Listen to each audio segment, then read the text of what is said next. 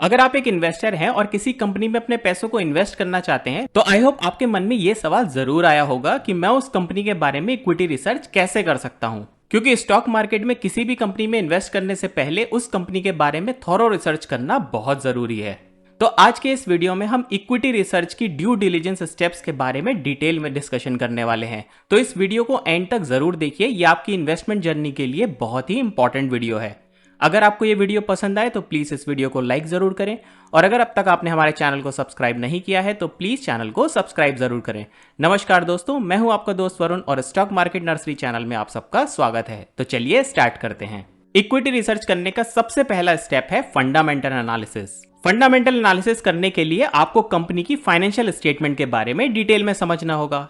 ये financial statements हैं profit and loss statement, balance sheet और कैश फ्लो स्टेटमेंट। तो इन सभी फाइनेंशियल स्टेटमेंट्स की मदद से आप किसी भी कंपनी की रेवेन्यू ग्रोथ, प्रॉफिटेबिलिटी और फाइनेंशियल स्टेबिलिटी के बारे में डिटेल में समझ सकते हैं। हमने अपने पिछले वीडियोस में profit and loss statement, balance sheet और कैश फ्लो स्टेटमेंट के बारे में डिटेल में डिस्कशन किया था। हमने उन वीडियोस का लिंक डिस्क्रिप्शन बॉक्स में शेयर किया है। तो अगर आप किसी भी कंपनी का फंडामेंटल एनालिसिस करना चाहते हैं तो आपको उस कंपनी के पिछले 5 साल के फाइनेंशियल स्टेटमेंट्स को एनालाइज करना चाहिए। अब बढ़ते हैं अपने दूसरे स्टेप की तरफ, जिसका नाम है वैल्यूएशन मैट्रिक्स। कुछ इंपॉर्टेंट वैल्यूएशन मैट्रिक्स हैं, जैसे कि price to earning ratio, price to book ratio, earning per share. तो इन वैल्यूएशन मैट्रिक्स की मदद से कोई भी इन्वेस्टर ये कैलकुलेट कर सकता है कि किसी भी कंपनी का स्टॉक जिस भाव पर मार्केट में ट्रेड हो रहा है वो अंडर वैल्यूड है या ओवर वैल्यूड। तो किसी भी कंपनी की वैल्यूएशन को कैलकुलेट करने के लिए हम इन मैट्रिक्स को उस इंडस्ट्री के पीयर से कैलकुलेट करते हैं या फिर हम उस कंपनी के हिस्टोरिकल डेटा से उस डेटा को कंपेयर करते हैं। हमने अपने पिछले वीडियो में मल्टीपल कैटेगरीज के फाइनेंशियल रेशियोज के बारे में डिटेल में डिस्कशन किया था। ये रेशियोज हैं operating ratios, leverage ratios, profitability ratios और वैल्यूएशन रेशियोज। तो हमने इस वीडियो का लिंक अपने डिस्क्रिप्शन बॉक्स में शेयर किया है। अब बढ़ते हैं अपने नेक्स्ट स्टेप की तरफ, जिसका नाम है मैनेजमेंट क्वालिटी।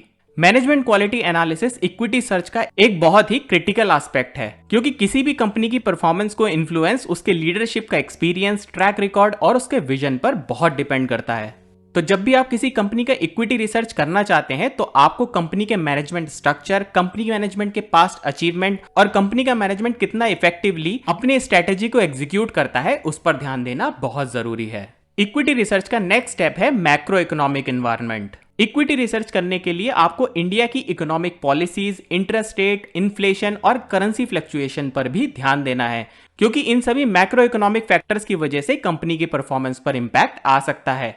फॉर एग्जाम्पल, तो अगर इंडियन गवर्नमेंट कोई भी टैक्स रेगुलेशन में चेंज करती है या फिर कोई इंपोर्ट एक्सपोर्ट पॉलिसी में कोई चेंज करती है तो उससे कंपनी की प्रॉफिटेबिलिटी पर असर हो सकता है। इसी तरीके से अगर इंडियन रुपी की वैल्यू में कुछ भी चेंज होता है तो एक्सपोर्ट ड्रिवन सेक्टर्स वाली कंपनीज पर असर पड़ सकता है।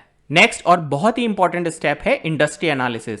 तो जब भी आप किसी कंपनी पर इक्विटी रिसर्च करना चाहते हैं तो जिस सेक्टर की वो कंपनी है उस सेक्टर पर भी एनालिसिस करना बहुत जरूरी है, चाहे वो टेक्नोलॉजी हो, फार्मास्यूटिकल्स हो या फिर कंज्यूमर गुड की कंपनी हो। आपको ये चेक करना है कि आप जिस कंपनी पर इक्विटी रिसर्च कर रहे हैं क्या वो एक मार्केट लीडर है या फिर वो फ्यूचर में कोई स्टिफ कंपटीशन फेस कर सकती है। सिमिलरली आपको कंपनी से रिलेटेड इंडस्ट्री के इंडस्ट्री ट्रेंड्स, कंपटीशन और रेगुलेटरी फैक्टर्स पर भी ध्यान देना है, जो कि कंपनी के प्रोस्पेक्ट पर असर डाल सकते हैं। तो इस तरीके से इंडस्ट्री एनालिसिस करने की मदद से आप कंपनी की फ्यूचर परफॉर्मेंस को काफी हद तक प्रिडिक्ट कर सकते हैं। अब बढ़ते हैं अपने आखिरी स्टेप की तरफ, जिसका नाम है स्वॉट एनालिसिस। स्वॉट का मतलब है strength, weakness, opportunities and threats. स्वॉट एनालिसिस की मदद से हम किसी भी कंपनी के स्टॉक परफॉर्मेंस को इंटरनल और एक्सटर्नल फैक्टर्स के माध्यम से काफी डिटेल में समझ सकते हैं। तो चलिए स्वॉट यानी कि स्ट्रेंथ, वीकनेस, अपॉर्चुनिटी और थ्रेट क्या है इनको समझ लेते हैं। स्ट्रेंथ वो इंटरनल फैक्टर है जो किसी कंपनी को कॉम्पिटिटिव एज देते हैं, जैसे कि financial health, market position, management quality और ऑपरेशनल एफिशिएंसी। अगर हम वीकनेस की बात करें तो वीकनेस वो इंटरनल फैक्टर है जो कंपनी को किसी डिसएडवांटेज में डाल सकते हैं, जैसे कि कंपनी में कोई फाइनेंशियल इशू है, कंपनी का मार्केट चैलेंज है या फिर कंपनी में कोई मैनेजमेंट प्रॉब्लम है। अपॉर्चुनिटीज की बात करें तो अपॉर्चुनिटीज वो एक्सटर्नल फैक्टर है जिसकी मदद से कंपनी ग्रो कर सकती है और अपनी मार्केट पोजीशन को इंप्रूव कर सकती है। ये अपॉर्चुनिटीज हो सकती हैं जैसे market expansion, industry trends, strategic partnership और इनोवेशन।